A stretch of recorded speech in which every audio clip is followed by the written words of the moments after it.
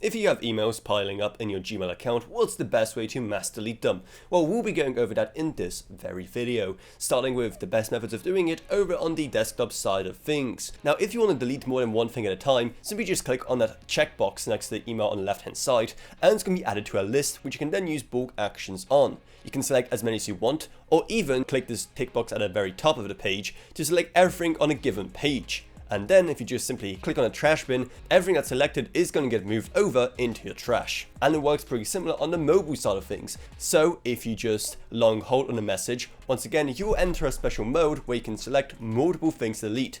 And once again, if you hit that checkbox, everything on the current page will also get selected. And from there you can simply just tap on the bin icon yet again to remove everything. Keep in mind that it will not get removed just yet. You have to first go into your trash and then permanently delete everything there to ensure it's actually gone from your account. So it also gives you some leeway in restoring anything that you may not have wanted to delete. You can also mass delete from a certain category, given how Gmail will start to categorize everything coming into your inbox. Simply just click on that on desktop, and then you can continue to delete everything in its category in a similar fashion. Or on mobile, simply just swipe right to get to all of the categories, then go into the one you want, and once again select everything you want to delete. And that's exactly how you can mass delete stuff on Gmail, both on browser but also on the mobile app. So hopefully you found this video helpful, and if you did, maybe subscribe to How to Authority from like this in the future.